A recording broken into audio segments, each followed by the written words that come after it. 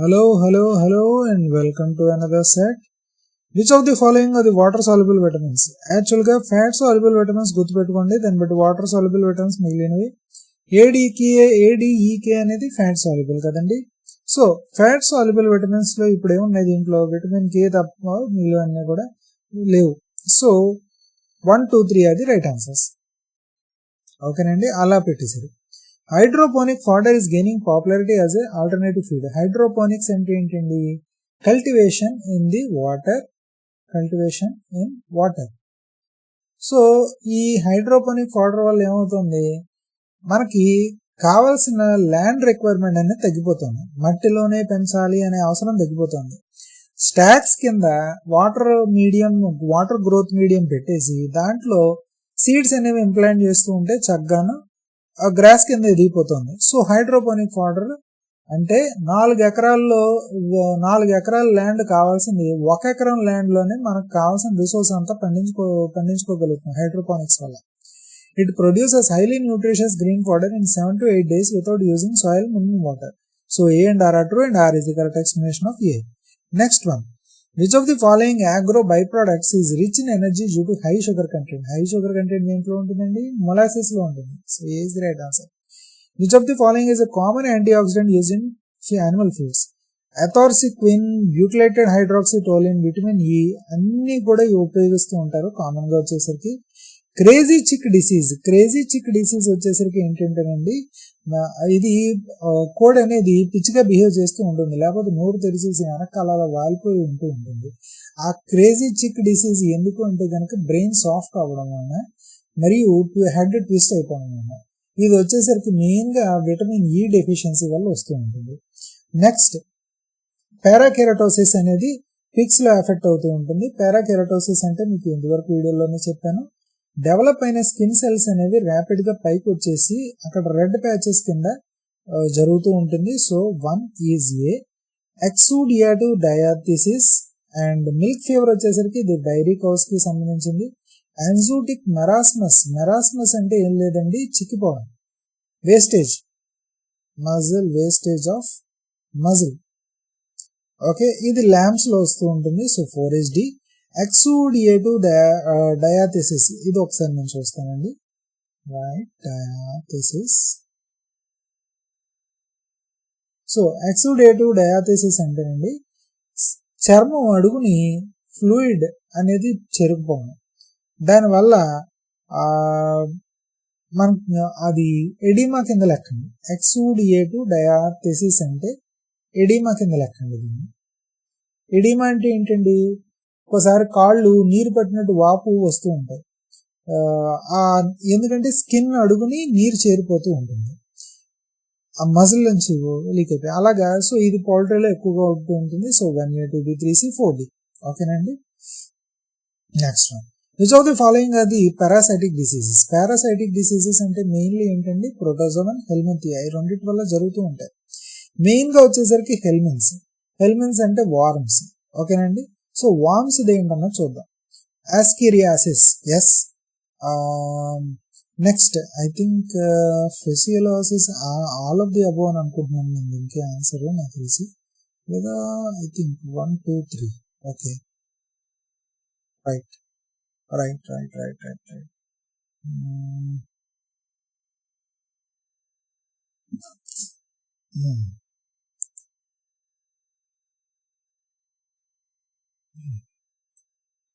ఫాసియోలియాసిస్ ఇది కూడా మీకు హెల్మింత్ వల్ల వాటి వల్ల వస్తూ ఉంటుంది.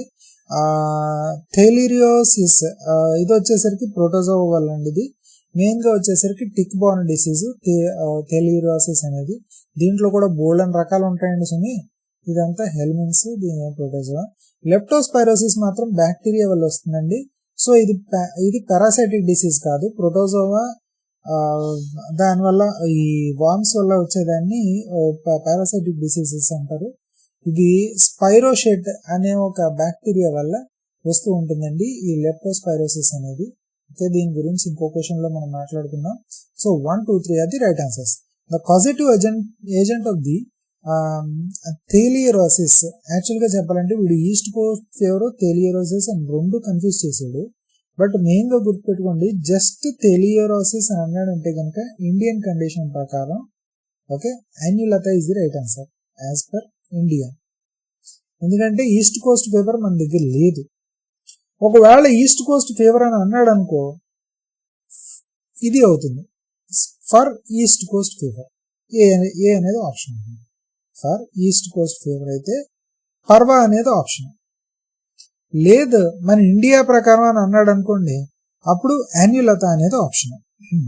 ఓకేనండి, సో యాన్యులత అనేది ఆప్షన్ అవుతుంది India theileriosis. So second one is the right answer. Okay, next one, sheep pox is highly contagious viral disease. నిజమే, it is caused by the capri అంటే షీప్స్ అండి. ఓకేనండి, so it is caused by the capri pox virus and characterized by skin nodules, fever and high mortality. Then I both A and R are true and R is the correct explanation of the A. Okay, in zoo animal management the body condition scoring is used to.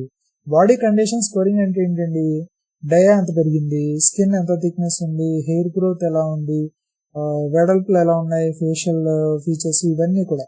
So assess nutrition status నిజమే, monitor obesity of thinness నిజమే, adjust feed quantities ఇది కూడా నిజమే ఉంటుంది. But infectious diseases కి మాత్రం ఈ body scoring conditions అనేది మాత్రం ఉపయోగించరండి. So 1, 2, 3 are the right answers. Okay, which of the following are the macro minerals required in the animal nutrition? Macro minerals అంటే the minerals required in the large quantities అండి. Calcium, phosphorus, magnesium, sodium, potassium, ఇంకోటి ఏముందండి, calcium, magnesium, phosphorus, sodium, potassium, ఇవన్నీ macro minerals అండి. Micro వచ్చేసరికి ఏమవుతుందంటే మీకు iron, మొలబ్డినం, copper, zinc, selenium, ఇవన్నీ మైక్రో మినరల్స్ లేదా ట్రేస్ మినరల్స్ అనుకోవచ్చు. So calcium, phosphorus, magnesium 1, 2, 4 is the right answer అండి. ఓకేనండి, the complete feed, the total mixed ration is beneficially for dairy animals. It ensures uniform nutrient intake and prevents selective feeding. So both A and R are true and R is the correct explanation of A. Next one, which of the following is not typically used as a feed binder? Feed binder అంటే ఏంటండి, మనం చెప్పాలంటే feed binder అంటే ఏంటి, మెయిన్గా వచ్చేసరికి it's like binding for feed. అంటే వేరుశనగ గుళ్ళు మీరు తినాలి, కానీ వేరుశనగ గుళ్ళు మీకు ఒత్తిడి పెడితే తినరు. అప్పుడు ఏం చేస్తారు మీ అమ్మగారు, వేరుశనగ గుళ్ళని బెల్లం పాకంలో వేసి ఉండల కింద చుట్టి బైండ్ చేసేస్తారు. సో అక్కడ బెల్లం అనేది బైండింగ్ అయింది, ఫీడ్ బైండర్ అయింది. అలాగే ఈ పెల్లెట్స్ కింద ఈ ఉండల కింద తయారు చేయడం కోసం ఒక బైండర్ అనేది ఉపయోగిస్తూ ఉంటారు, ఆ ఫీడ్ బైండర్ అనేది. అది ఒక్కోసారి మొలాసిస్ అవ్వచ్చు, ఒక్కోసారి లిగ్నోసల్ఫేట్ అవ్వచ్చు, ఒక్కోసారి బెంటోనైట్ అవ్వచ్చు. కానీ యూరియా మాత్రం ఫీడ్ బైండర్ అవ్వదు, ఎందుకంటే యూరియా పౌడర్ రూపంలో ఉంటుంది, అది ఫీడ్ బైండర్ కింద ఉపయోగించదు. Okay, which of the following is common growth promoter banned in many countries? So common growth promoter వచ్చేసరికి antibiotic growth promoters, hormonal growth promoters, ఇంకా ఇవన్నీ కూడా all of them are banned. యాక్చువల్గా చెప్పాలంటే గ్రోత్ ప్రమోటర్స్ అన్ని కూడా కాంట్రవర్షియల్ అయ్యి all of them are banned. Anorexia and photosensitization in sheep are commonly associated with cobalt అండి. అనోరెక్సియా అంటే ఏంటండి, lack of oxygen. Lack of oxygen ఎప్పుడవుతుందండి, haemoglobin తక్కువ ఉంటాయి. హీమోగ్లోబిన్ ఎందుకు తక్కువ ఉంటుందండి, B12 విటమిన్ తక్కువ ఉండడం, అది B12 తక్కువ ఉండడం, కోబాల్ట్. సో ఇన్ని లింక్ చేసుకుంటే కోబాల్ట్ అండి వీటికి అంతా ఆన్సర్. కొన్ని వాటిలో కాపర్ అనొచ్చు, కాపర్ అనేది స్వేబ్యాక్ అండి. ఓకేనండి, కోబాల్ట్ మాత్రమే మీకు అనోరెక్సియా ఇది కూడా వస్తూ ఉంటుంది. ఓకేనండి, so cobalt is the right answer. Okay, match the following disease with common names. Brucellosis అంటే ఏంటండి, అబార్షన్ అయిపోతుంది. సో అబార్షన్ ఎక్కడ అయిందో చెప్పండి, దీంట్లో అంజులైన్ fever and 1 is A. Tuberculosis అంటే వేస్టింగ్ డిసీజ్, ట్యూబరిక్లోసిస్ అంటే యాక్చువల్గా మీకు చెప్పాలంటే పర్లీ డిసీజ్ కింద లెక్క వేయచ్చు మనకు తెలిసి, 2 ఈజ్ ది. జోన్స్ డిసీజ్ అంటే డైరెక్ట్ కాబట్టి వేస్టింగ్ డిసీజ్ అయిపోతూ ఉంటుంది. So 3B. 4 గిడ్ అనేది వచ్చేసరికి coenuriasis and the staggers. So 1A, 2C, 3B, 4D ఇదండి రైట్ ఆన్సర్ దీనికి.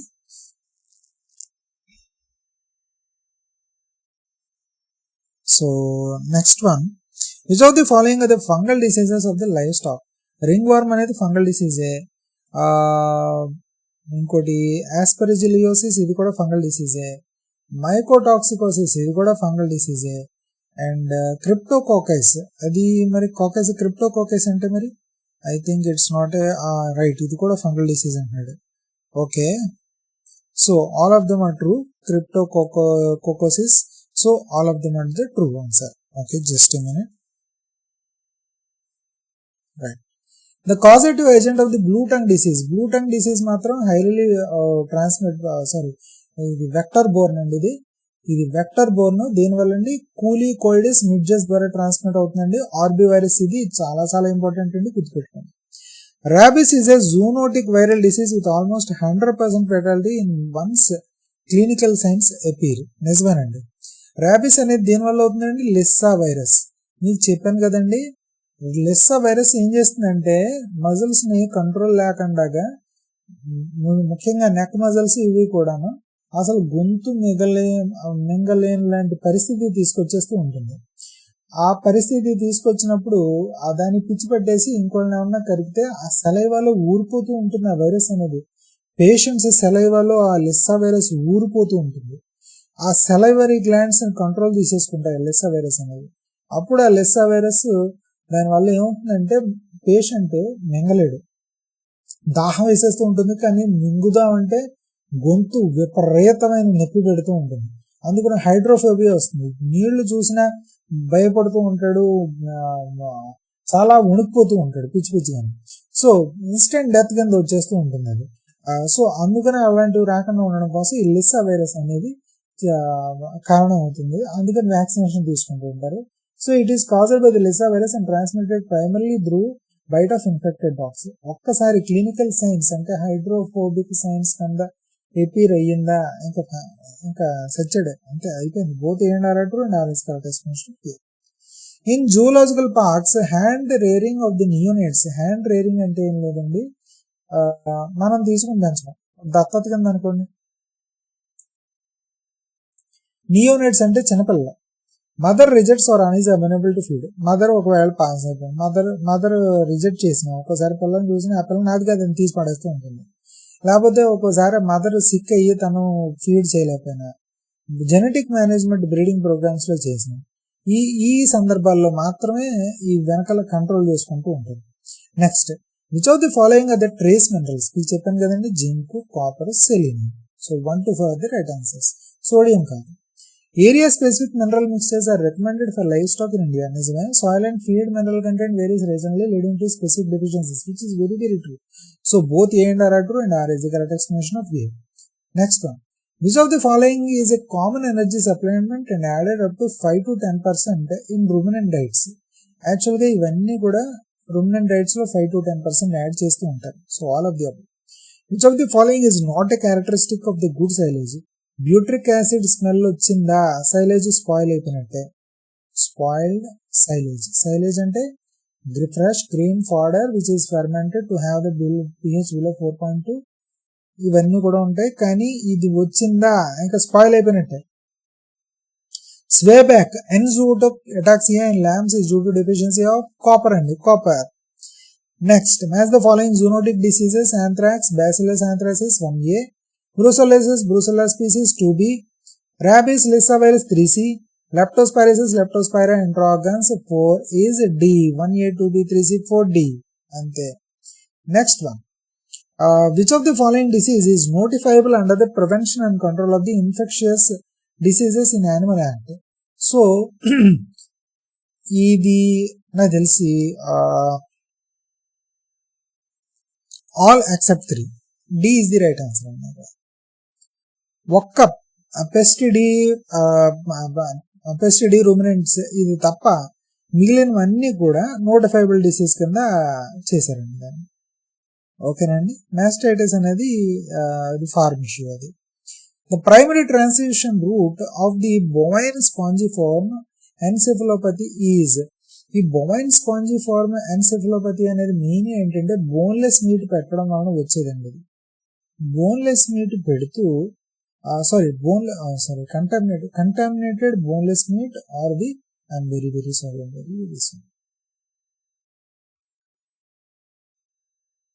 right. ఇదండి కంటామినేట్. సారీ అండి, ఏమైంది, జస్ట్ మినిట్, స్టక్ అయింది.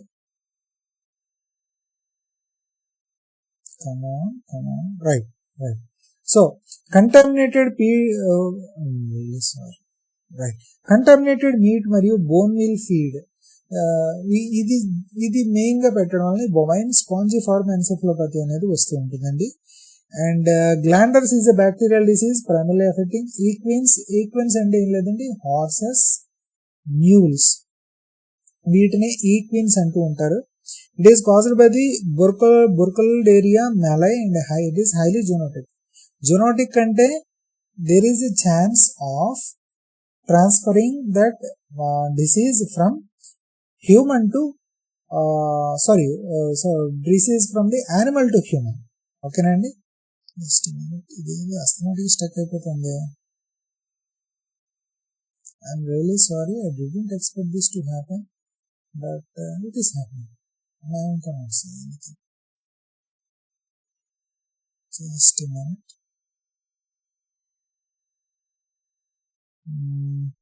Right.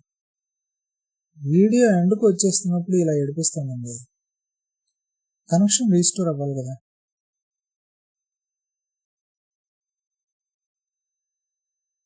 సో చూస్తే కనుక both A and R are true and R is the correct explanation of the A. Okay, so గ్లాండేరియా అనేది బ్యాక్టీరియల్ డిసీజ్, ఈక్వన్స్ చేస్తూ ఉంటుంది. అండ్ డిశ్చార్జ్ నుంచి ఇదంతా అవుతుంది. In zoo nutrition the term gut loading refers to the.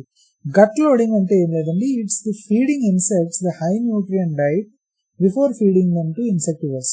Suppose ఒక బెల్లు ఉందనుకోండి, ఒక తొండ ఉందనుకోండి, అది ఒక క్రికెట్స్ అంటే మిడతలు కీ కీ కీ అంటూ ఉంటాయి చూడండి, ఆ మిడతల్ని తిన్నాయనుకోండి, ఆ మిడతలు వాటికి ఫుడ్ దొరికి ఉండవచ్చు, they are mostly hollow, nutrition అంతలో ఉండదు. అప్పుడు ఏం చేస్తారంటే ఆ మిడతలకి వాటికి కూడా న్యూట్రిషన్ ఉన్న ఫుడ్ ని ఒక 24 to 48 hours కంటిన్యూస్ గా ఫీడ్ చేసి ఎన్వైరన్మెంట్ లో పెట్టేస్తారు. వాటి ఫుడ్ అలా పెట్టేసి, అది పెట్టేసిన తర్వాత అవి ఏం చేస్తాయంటే అప్పుడు అవి తినేసిన తర్వాత బాగా ఊరిపోయి ఉంటాయి. అప్పుడు ఆ రకమైన ఇన్సెక్ట్స్ ని ఈ ఇన్సెక్టివర్స్, ఈ లిజర్డ్, వీటన్నిటికీ కూడా పెడుతూ ఉంటారు. సో దీన్ని గట్ లోడింగ్ అని అంటూ ఉంటారు. ఓకే, సో మనం ఇక్కడితో స్టాప్ చేద్దామండి. నెక్స్ట్ వీడియోలో మనం మిగిలినవన్నీ కంటిన్యూ అవుదాం. నెక్స్ట్ వీడియోకి వచ్చేసరికి, సో నా ఛానల్ కనుక సబ్స్క్రైబ్ అవ్వకపోతే ఇప్పుడే సబ్స్క్రైబ్ అవ్వండి. నా వీడియోని మీ ఫ్రెండ్స్ అండ్ ఫ్యామిలీ వాళ్ళతో షేర్ చేయండి. చాలా మంచి వీడియోస్ అనేవి నేను చేస్తూ ఉంటాను మీకు. మీ ఫీడ్బ్యాక్ కూడా నాకు అవసరం, సో కామెంట్స్ రూపంలో మీ ఫీడ్బ్యాక్ కూడా తెలియజేయచ్చు. ఓకే, అండ్ ఛానల్కి మాత్రం తప్పకుండా సబ్స్క్రైబ్ అవ్వండి. అండ్ టాటా, బాయ్ బాయ్, జై హింద్.